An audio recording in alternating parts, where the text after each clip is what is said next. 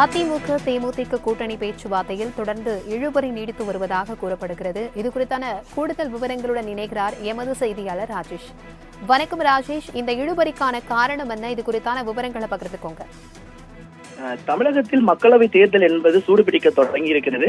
ஏற்கனவே திமுக தன்னுடைய கூட்டணி கட்சிகளுடைய தொகுதி பங்கீடு இறுதி செய்து வரக்கூடிய நிலையில் அதிமுக கூட்டணி அமைப்பதற்கான அந்த பேச்சுவார்த்தையில் தொடர்ந்து ஈடுபட்டு வருகிறது. அதன் ஒரு பகுதியாக தேமுதிகவுடனான அந்த பேச்சுவார்த்தை என்பது கணிசமாக நடைபெற்று வந்தது. இந்த நிலையில் தான் இந்த பேச்சுவார்த்தையில் இழுபறி ஏற்பட்டிருக்கிறது.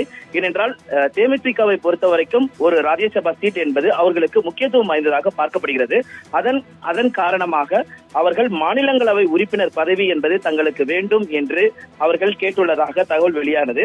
இதனை அடுத்து 5 தொகுதிகள் அவர்களுக்கு எங்கெல்லாம் தங்களுடைய செல்வாக்கு அவர்கள் கருதுகிறார்களோ அதனை அடுத்து 5 தொகுதிகளை அவர்கள் குறிப்பிட்டு அதிமுகவுடன் பேச்சுவார்த்தை நடத்தினார்கள்.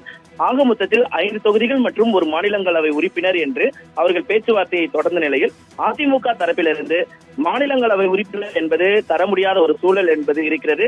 அதனால் தர முடியாது என அவர்கள் திட்டவட்டமாக தெரிவித்திருக்கிறார்கள். அதே நேரத்தில் தேமுதிகவுடைய விருப்ப பட்டியலில் மதுரை இருக்கிறது.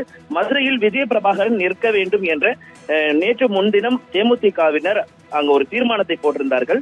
அதற்காக மதுரை தொகுதியை தேமுதிக கேட்பதாக இருந்தது. ஆனால் ஏற்கனவே மதுரை தொகுதி என்பது ராஜன் செல்லப்பாவுடைய மகன் ராஜ் சத்யனுக்கு ஒதுக்கப்பட்டிருப்பதாக தகவல் வெளியாகி இருக்கிறது. இதனை அடுத்து மதுரை தொகுதியும் ஒதுக்க முடியாது என அதிமுக திட்டவட்டமாக தெரிவித்துள்ளது. அதே நேரத்தில் கள்ளக்குறிச்சி மற்றும் விருதுநகர் 2 தொகுதிகளை ஒதுக்குவதாக தேமுதிகவிற்கு அதிமுக தகவல் கொடுத்திருந்தது. இந்த நிலையில் தான் இந்த பேச்சுவார்த்தையில் தற்பொழுது இழுபறி ஏற்பட்டிருக்கிறது. போக போக இந்த பேச்சுவார்த்தையில் அதிமுக கொடுக்கக்கூடிய அந்த தொகுதிகளை வாங்கிக் கொண்டு அதிமுக கூட்டணியில் இணையுமா தேமுதிக என்பது தேமுதிக மற்றும் அதிமுக தொண்டர்களிடையே எதிர்பார்ப்பை கூட்டியுள்ளது.